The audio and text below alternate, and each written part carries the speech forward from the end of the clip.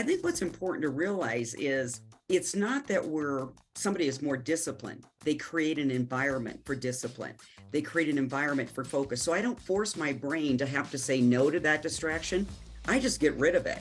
And so whether it's virtual or in person, we set that. Welcome to the Making Sales Social podcast, featuring the top voices in sales, marketing, and business. Join Bryn Tillman and me, Bob Woods, as we each bring you the best tips and strategies our guests are teaching their clients, so you can leverage them for your own virtual and social selling. Enjoy the show. Welcome back to Making Sales Social. I am so beyond excited about our next guest. Colleen Stanley is an expert in emotional intelligence and sales leadership.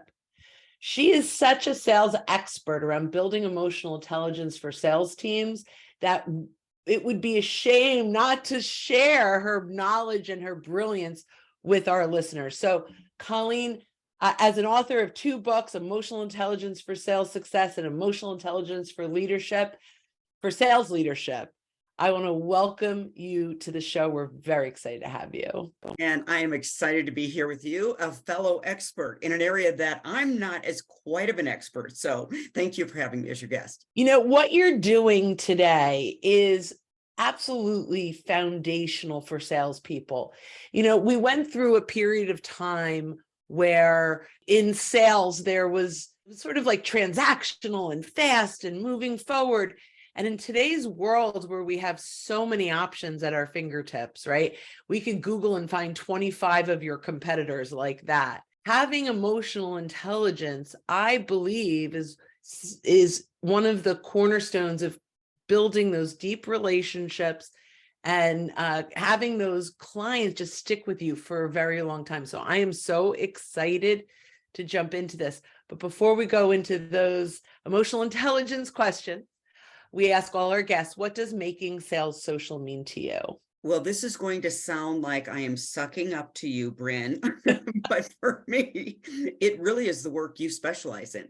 The main channel we use is LinkedIn. And so part of that is the videos. And it's been rewarding for us for how many clients that we have done the pull marketing that have seen the video, like the message, like the style. So I would have to say that's the first thing that comes to mind with that question. I love that. I agree. Video really humanizes connection. And so I think that's an awesome, I don't think anyone's ever actually said that as an answer. And I love that answer. So that's awesome.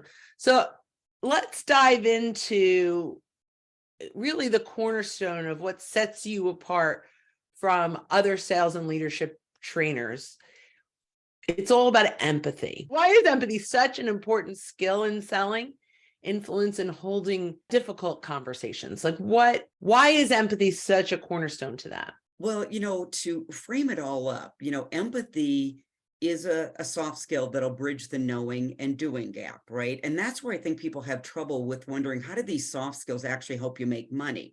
So for example, empathy is a key skill in dealing with objections, particularly the unspoken objection. So Bryn, I know you've been in sales long enough, you have a team you're managing, and you're having a conversation and there's that elephant in the room. And if a salesperson isn't perfectly present, which that's another topic we can talk about, they're not sensing the conversation that's not happening. Is this the right time? Does this company, are they big enough? Are they too big? Are we just going to be a number? What's going to happen with the recession? Do we have a recession?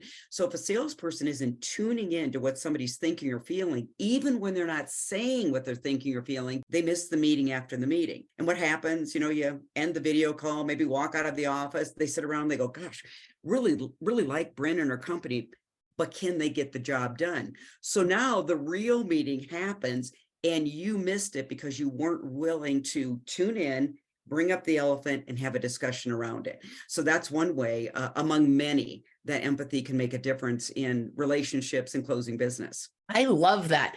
I'm going to start really top of the funnel. You're on your first conversation. It's not really a sales conversation. It's a little bit of, offering insights and getting to know each other. How do you create that feeling of that you're really listening, that social that what we call social listening. And, what do you do so that your first impression shows that you really care about the other person, not just for your sale? So what's interesting is, I think empathy has almost gotten to be a cliche. So let's talk about that, a cliche word for the top of the funnel. So the work on empathy must begin before the conversation happens. And this is the hard part.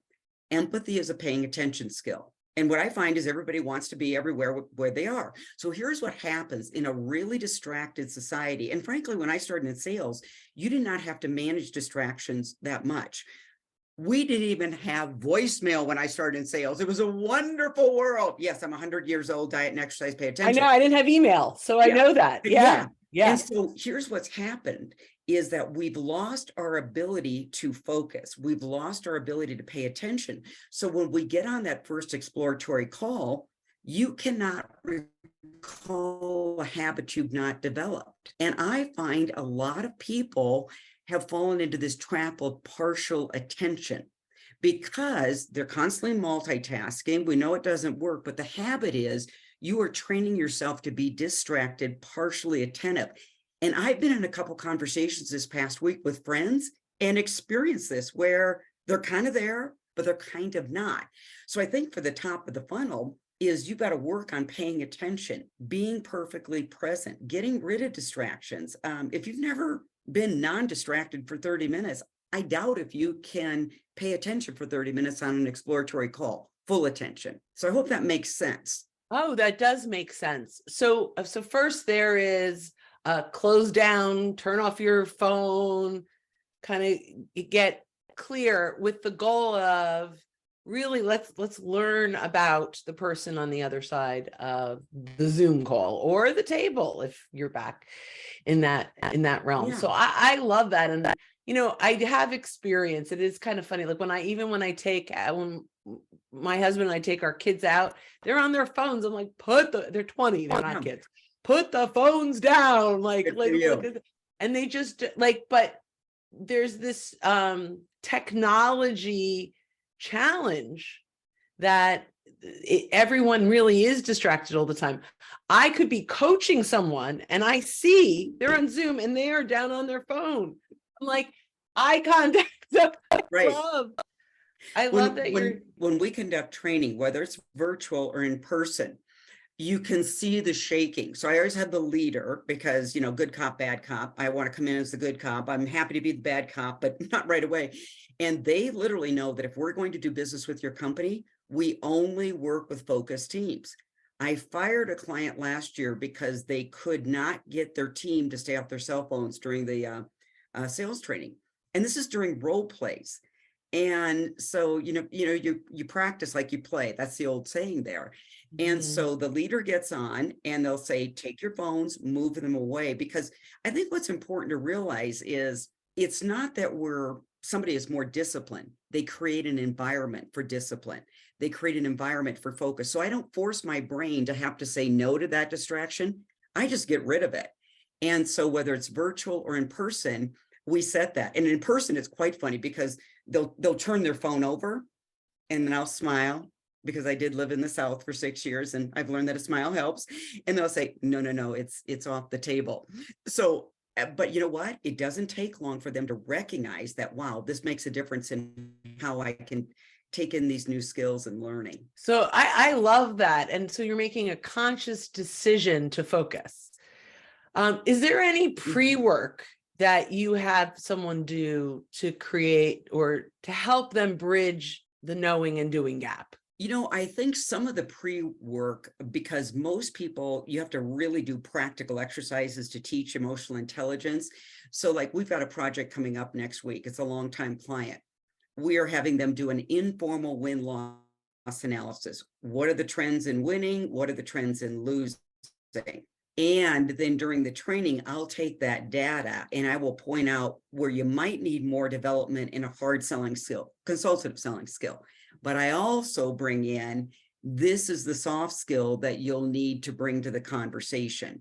So when you talked about the top of the funnel, Bryn, one of the EQ skills there that's really important in filling the funnel is not only empathy, understanding the day in the life, so your value propositions actually resonate with them.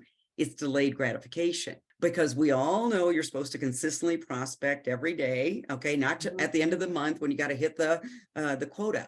But Right. delayed gratification is the soft skill that supports somebody in effective calendar blocking and honoring the calendar. So time management is a hard skill. Delayed gratification is I'm going to take 30 to 45 minutes, calendar block my week. And I don't get distracted doing that, because if you're really doing calendar blocking the right way, it takes about 45 minutes to do it effectively. So you put in the work before you get the reward of that and such, of a good week. I didn't finish my sentence there. Yeah, no, that's great. I love that. I have a question. So we're back to this first call with someone. Are there certain discovery questions that empathetic salespeople should be asking? And how do you do that so that you're coming off as truly curious, not as salesy? So here's what can happen after salespeople learn a questioning model. And I'm going to suggest they learn a questioning model. Some people get very cautious, like, I don't want them to be robots. Well, if you don't have a framework, you tend to get sucked into a product dump. Okay, so that doesn't show customer care. But what I would suggest there, it's the answers, not the questions. Because see, once you ask the question, give me an example of what poor customer service looked like from your existing vendor. That's going to be a great question, right? Right. When they say they didn't return my calls, they didn't return them on time, the emotion behind that is, wow. And I'm guessing if I was in your shoes, you feel like this was a little bit of a bait and switch, because that was one of the reasons you purchased from that vendor. They're good customer service. We could get a hold of you at any time.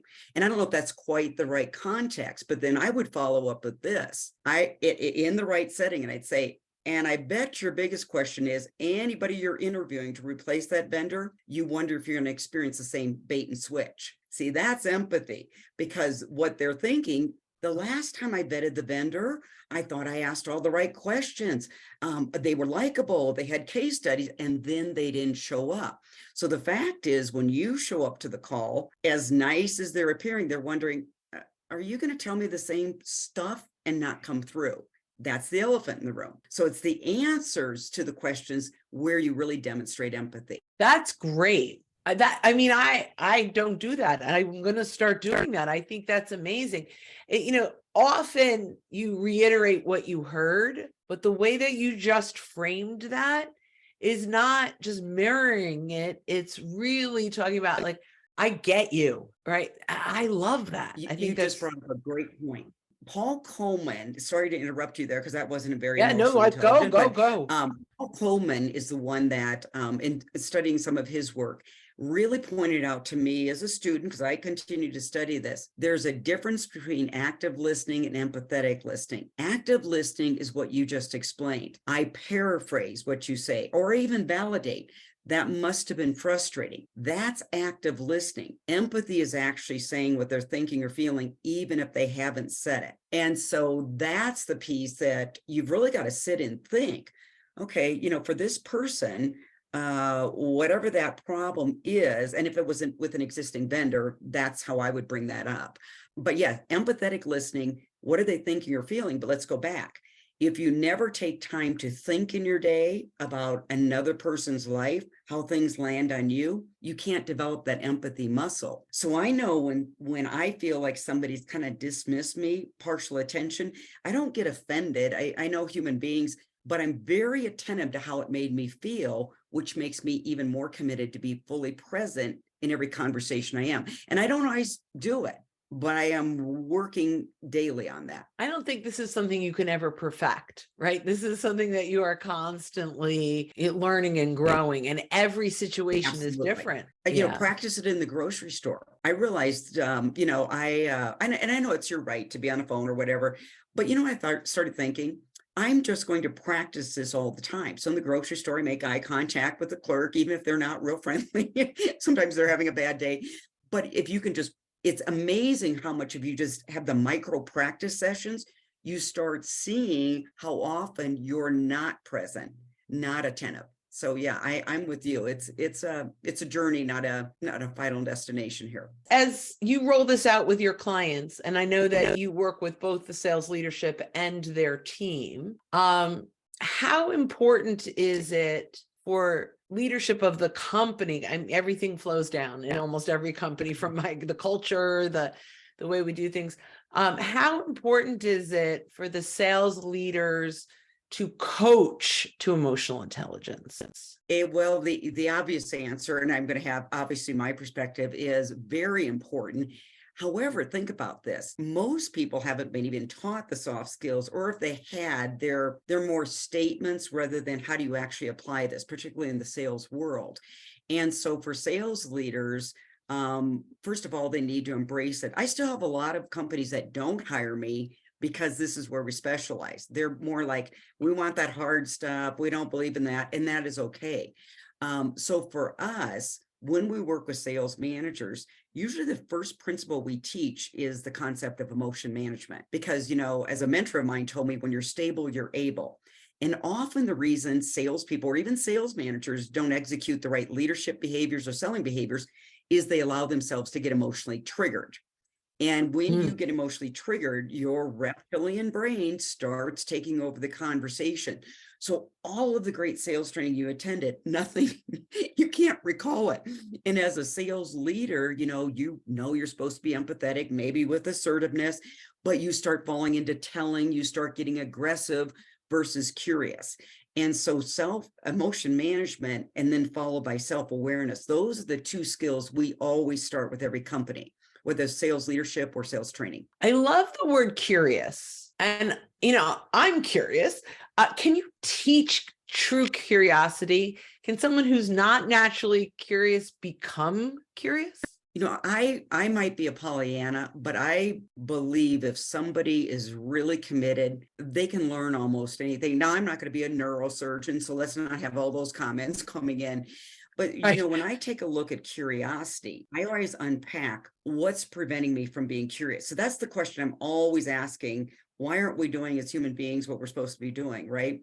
Well, curiosity also requires patience. Curiosity requires removing judgment. See, if I show up to a conversation and you're stating something that I absolutely don't agree with, I can start getting triggered and start telling, defending, and justifying. Now we're fighting for the need to be right rather than get it right. But with curiosity, if I can be patient, which I've had to learn to do, I visualize it every day through meditation.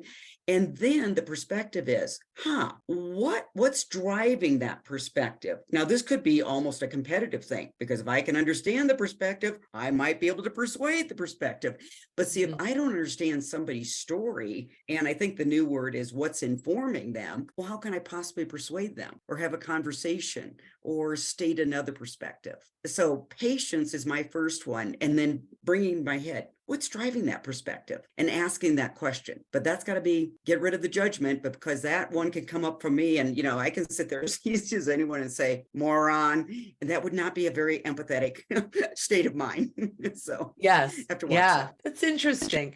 There are times where I'm talking with someone and my mind starts to wander to, how am I going to respond, versus finish listening to what they have to say. And that is definitely something I have worked very hard in my life, because I always made okay, what's my great comeback so they'll like me or like what I have to say. That's good self-awareness. Yeah. And and it's a really hard thing to change. And again, a journey, right? But the idea that you ask yourself, what's getting in the way? Why are you doing that? I think is really important. And I haven't taken that perspective. And I think a lot of salespeople do that. How can I respond to what they just said and move them closer to a sale, when that's really not the way to think about it? It's, how do I move it closer to me understanding them? And that's where the empathy comes in. And I love that. So you kind of touched on this, but, as a sales leader, and we have a lot of sales leadership that listen to the podcast, as a sales leader that wants to add EQ into their culture, where would they start? Obviously they could hire you, but from a concept of, how do I create a culture of empathy, of emotional Mhm. intelligence? Like, where do they start? You're a parent, Bryn. And so, the one thing you've probably learned being a parent is your kids will watch what you do versus what you say. And so for leaders, it would really be having that awareness of how I'm showing up every day. So for example, let's take coaching sessions. Is we get on our salespeople about have a purpose and objective for the sales call and make sure the prospect or customer is aligned on that objective. Well, I ask my sales leaders, what's the purpose and objective for the coaching call? And I like to have the salesperson driving it generally, but if you've got one where you're doing a deal review and deal coaching, then that's our purpose and objective. But do you have an agenda? Now, the second thing is I see a lot of sales leaders, they'll say, okay, I'm going to run my consistent coaching calls, but they're sitting there and they have not given themselves enough time to run a coaching call, 30 minutes. And they start looking down at their, because they have their phone there and they got their laptop up. So it looks like a command and control center versus a coaching call. You know what? Give yourself 45 minutes. Because sometimes it might take that long to get into the conversation. So model the behavior, model time management, model emotion management. Because, I know when I was in corporate, there was a very talented gentleman I worked with, but I remember the conversation being, what kind of mood is he going to be in today? And you never want your team thinking that. Is it the right time to approach Bob today? Because what'll happen, they're kind of reading you. Now I'm talking, it can be virtual or in an office. But if people don't know how you're going to show up, they will not bring up problems or challenges. They're going to cut the conversation short. They can demonstrate empathy. So a lot of times for sales managers, they are so well intended. A salesperson brings them a problem or a challenge and they take off that coaching hat, and they put on their problem solving hat. Okay, let's get after this. And really all the salesperson might need is that, I am really sorry. You've been working on this deal a long time. You've done everything right. You weren't ready. You weren't expecting this curveball. It might be one or two statements. Empathy first, advice second. So it would be the modeling of it. And then final suggestion, I know I'm giving a terribly long answer, is start reading things outside of the sales books, psychology books. See, I read a lot of psychology books. I read a lot of spiritual books because there's a lot of emotional intelligence in those. Yes. So I read outside of the sales realm. And I'm pretty good at ideation, and I'll say, oh, that's how I'm going to bring this into this content, or that's how I'm going to bring this in. So that was my very long answer. I love that. I just want to just touch, because I think there was an absolute magic nugget in there. And I want to make sure I got it right. Empathy first and then coaching. Yes. Just kind of, because to me, like that's the mic drop moment for today. So if you could just go one step deeper in helping how people can implement that into their world, that would be awesome. That's a great way to kind of bring this all together. Yes. And let me address an elephant in the room. One of the things I've seen consistently with CEOs and VPs of sales managers, they'll sit there and go, yeah, I like that empathy thing. But, I have people that we need to course correct some behavior. Empathy does not mean letting someone off the hook. Empathy means that somebody can actually hear the conversation. So let's take one where you'd have to combine assertiveness and the age-old CRM conversation, right? So they're not putting information in, not at the right time, not at the right data. Do we need to go over this again? It's been going on for 20 years.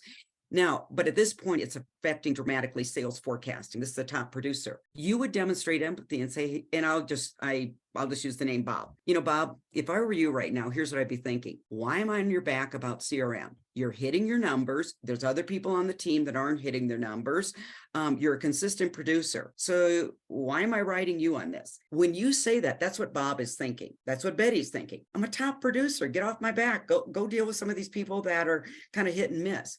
So I've said what they're thinking or feeling. Then and only then can I be assertive and explain the impact of their behavior. See, they can't hear me until I've demonstrated, I get why you don't want to take the time to put this in. But then I can be assertive and say, the impact is we have to count on your numbers. We make decisions on your numbers. And because we don't know the exact cash coming in, It affects our ability to affect research and development, hire more people that can help you, see all of those things.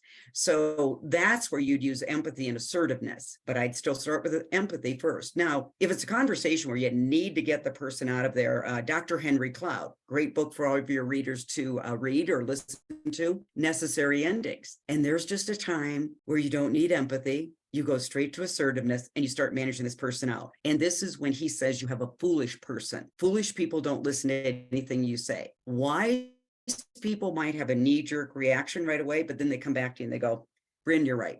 You're right.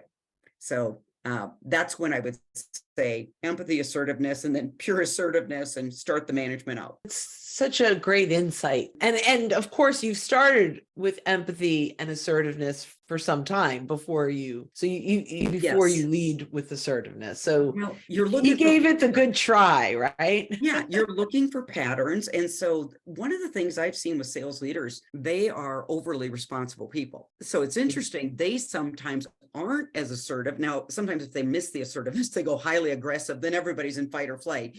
But often what they'll do is because they are hyper responsible. I didn't give them enough training. The company the website isn't very good. The lead gen isn't good. The SDR isn't qualifying. And now what I will do, and I've had more than one of these conversations, I'll say, well, you're probably right. Agree and align. What kind of training did you get when you started? Well, I didn't get any. Oh, okay. And the leads, I had to source my own. And so there's this self-discovery that goes, you know what? I'm probably making excuses and I'm not holding somebody accountable. So I'm all about education. That's the business you and I are in. But there's a point where you have to have awareness where you're being too responsible for your salesperson's success. You're amazing. Reframing how to approach folks in a way that make them matter it's so critical that sales professionals really take a good look at this and say, it's a simple thing to do, but it's it takes a lot to adopt it and adapt it, but it's not like it's, go ahead. Yeah. Well, and I think what you're saying too is let's take a look at where managers, and I love the hard skills coaching, pre-briefing calls. What if they say this? What if they say this? Debriefing. Did they say this? Right. But see, what we don't include in our coaching is developing our team soft skills coaching. So for example, if there's a deal that went south and you as a manager know maybe there could have been more pre-call planning. They fell into instant gratification. A coaching question could be, okay, what part of this do you need to own? It's that simple. What part of this do you need to own? And then it's also, okay, what part don't you need to own? Because there are literally times I know I could not learn the lesson until I screwed up the call. Somehow I just wasn't getting it. But, just as simple, what part of this do you need to own? To help your team really embrace failure. Everybody goes, your greatest teacher is failure. Nobody believes that, because we don't have any failure walls in corporate America, right? They're all success walls. I'm the best at failure. Yeah, so we've got some rhetoric. So instead say, okay, what's the lesson you're going to learn from this failure? And you really make them think about it. But the second question is, how's this lesson going to serve you well on the next call? And all of a sudden they can actually start seeing it as a gift. Awesome. But see, if salespeople take this personally, like, oh, I really screwed up this call. Maybe I'm not cut out for sales. What my reputation on the street. But if you can really teach them, there's a lesson here. And that's what people that are resilient to their core, they believe there's a lesson in every adversity. So some of them have learned that on their own, but as a manager, that's a muscle you've got to teach. Just saying you can learn lessons from it isn't enough. You have to learn lessons from it. Yeah, we have literally taken teams through, okay, write down a big whopping failure. And then I keep it safe. You're not going to have to share it. What are 2 or 3 lessons learned? How have the lessons helped you moving forward? And all of a sudden, that's where the light bulb is, because some of them don't realize that you're going into your next sales call smarter if you learn the lesson. Right. And so a lot of times for managers, they have to really coach their team on, when I give you feedback, it's on your role performance. It's not on who you are. So it's separating the do from the who. And that's the concept that you really have to embrace. You want to get risk-taking teams, resilient teams, you get them to embrace, this is my role, but it does not define who I am. And so that's where the lessons learned come from, if you get that kind of a culture going on. I love it. I love all of this. And I could talk to you all day. But I know you've got other things to do. Well, Yeah. I mean, I'm having aha moment after aha moment. And it's interesting because I don't think sales focuses enough on these soft skills. And it's these soft skills that will help the hard skills be more successful, right? You'll start more conversations. Yeah. It's the support. Yep. Mhm. I love it. I love it. I love it. So you have two fabulous books. Just happened to have them sitting here. Oh, look. I can't believe they're just here. I love it. So emotional intelligence for sales success and emotional intelligence for sales leadership. If you are a sales leader, you buy one leadership book and buy the emotional intelligence for sales success for your whole team and do a book club. Go through this. Really, it will make such a big impact. And you can find the books at salesleadershipdevelopment.com/resources/hashtag books. And you can even take a quiz there, salesleadershipdevelopment.com/self-awareness-quiz. Oh my gosh, Colleen, I do these all the time. This is one that's just going to sit with me and grow. And I'm going to consciously focus and make a change. And I just think you're amazing. And I'm so fortunate to get to learn from you. Thank you. Well, we are mutual fans. For everybody listening, I think Bryn is always a little bit humble, and she has built a tremendous business, and that doesn't always happen in this business. So good for you. You've got a good team working for you. I love what I do. So thank you so much. You're good at it. So guys, thanks for tuning in. Don't forget when you're out and about to make your sales social. Thanks for watching, and join us again for more special guest instructors bringing you marketing, sales training, and social selling strategies that will set you apart. Hit the subscribe button below to get the latest episodes from the Making Sales Social podcast. Give this video a thumbs up and comment down below on what you want to hear from us next. You can also listen to us on Apple Podcasts, Spotify, and Google Play. Visit our website, socialsaleslink.com, for more information.